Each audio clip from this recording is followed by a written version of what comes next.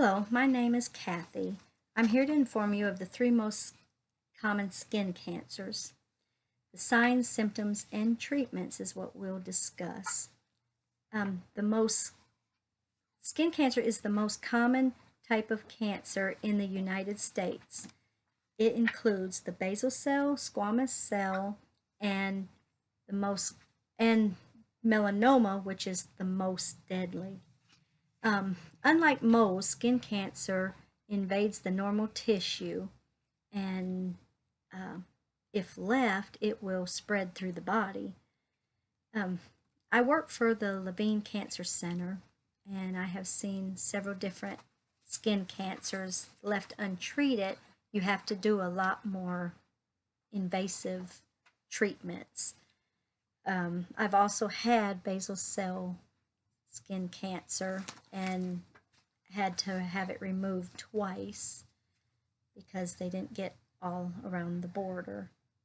1 in 7 people get skin cancer. It's very important to protect your skin and check any changes in your skin at all. Um, Usually it's changes in your skin, maybe color, the shape, size, or even the feel of it. Um, there's several skin cancers are named for the type of the um, cells that they are in. The basal cell is the basal cell is in the basal cell carcinoma is in the basal cell layer. It's a round cell at the bottom of the epidermis of the squamous cell. It's caused a lot from sun exposure. The squamous cell is a flat, thin cell in the outer layer of the skin.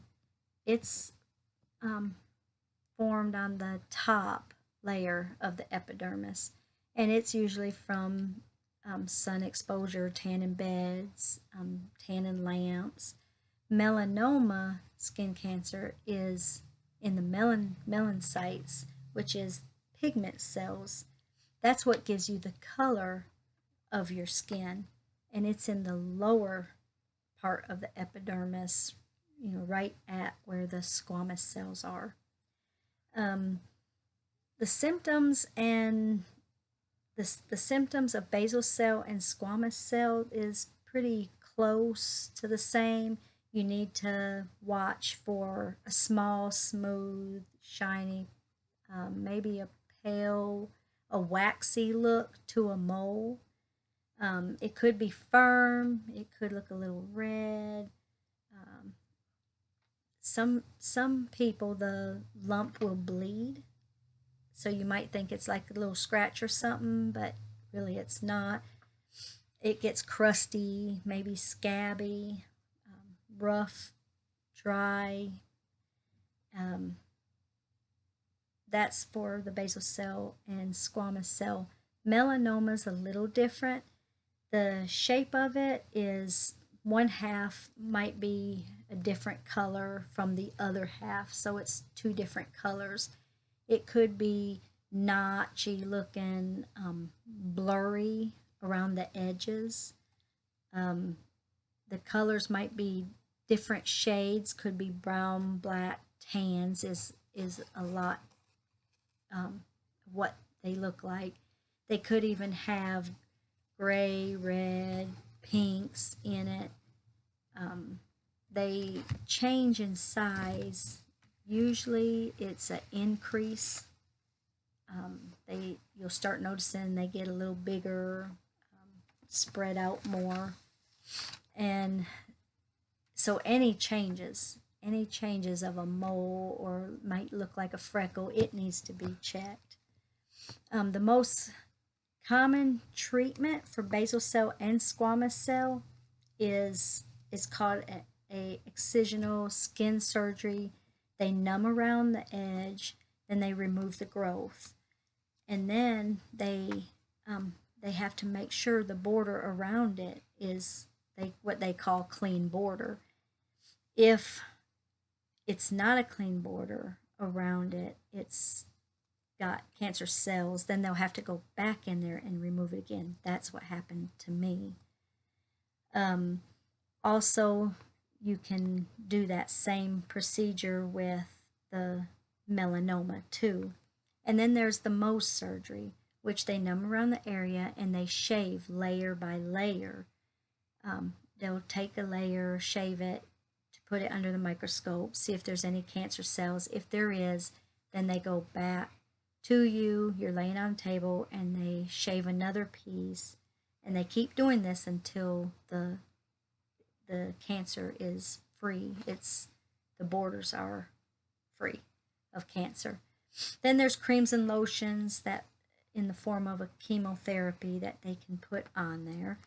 And then there's a photodynamic therapy. It's a drug used with special laser light, and it's supposed to kill cancer cells.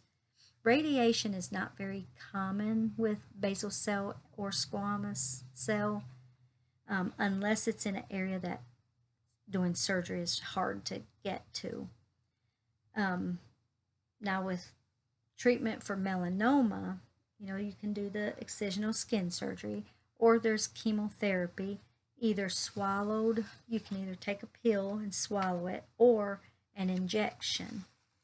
Then there's the biological therapy, which is an IV, and that's supposed to slow the growth of the cancer. And with melanoma, radiation therapy is common. It's usually if the cancer has spread to the lymph nodes, then they can do radiation on the lymph nodes. Some ways to prevent skin cancer, I won't tell you, all of them. There's several ways, but some ways is, of course, sunlight.